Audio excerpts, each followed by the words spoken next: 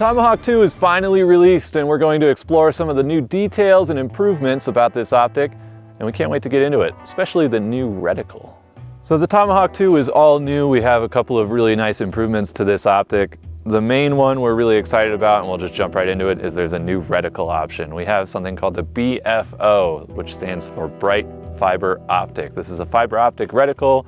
It is a typical crosshair, but you do have a fiber optic dot right in the center of that crosshair. And it's not like your typical fiber optic like you might be thinking with like a ACOG scope. Those have a fiber optic line on the top, and that uses ambient light to power the reticle.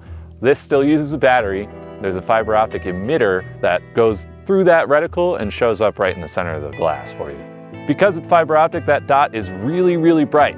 So we also like to call it bright optic.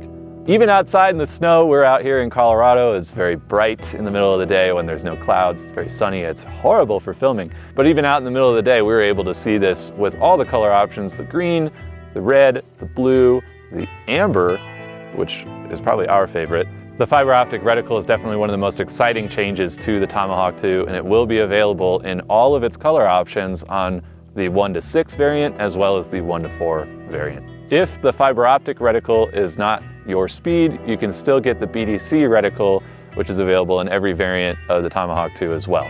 So we have a lot of options for you. Moving on to the glass improvement. Is it a clearer optic than the Tomahawk I?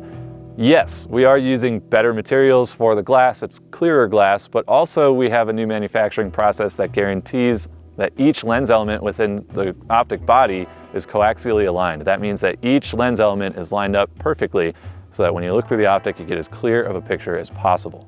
Going over the handling and construction of the Tom II being a new generation, we have some improvements over the original Tomahawk. One of those being a new capped windage turret. The original Tomahawk did not have a capped windage turret, so now there's a cap to protect that from getting bumped when you're running around in the woods like a maniac. The elevation turret is also improved. You lift this up to unlock it, and then you can make your adjustments.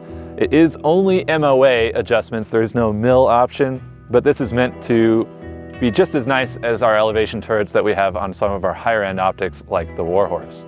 We also have 12 brightness settings on the left side of the optic, and in between each of those settings is an off position. So it's really easy to just leave it at the setting that you want, and then when you want to turn the optic off, you just need to click it once instead of going from 12 all the way to 0. For the size and weight of the Tomahawk II, the 1:4 option is 10.5 inches long, and it weighs 20.5 ounces. The 1:6 option is a little bit different. It's 10.6 inches long, just a little bit longer, and it weighs 20.2 ounces. So the 1:6 is actually a little bit lighter than the 1:4, but it is also just a hair longer. The objective lens is 24 millimeters, and the tube itself is 30 millimeters. The Tomahawk II is also rated to IPX7 for the ingress progression rating, which basically just means that this optic can be submerged in 1 meter of water for 30 minutes. I don't know why you're putting your gun underwater for 30 minutes, but the Tomahawk can, so go ahead and try it if you really care to do that. Overall, the shooting experience of the Tomahawk II is improved thanks to a lot of these new improvements from the previous generation. The eye relief is a little bit nicer. The field of view is a little bit wider.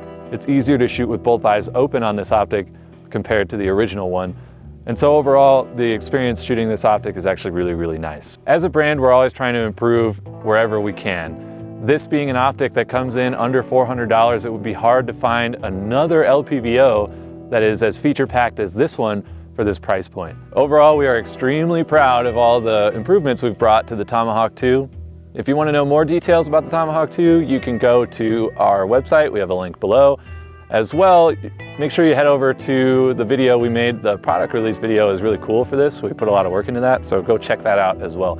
Thank you guys again for watching this video. We can't wait to get the Tomahawk II out into everybody's hands. We can't wait to hear what you guys think about it.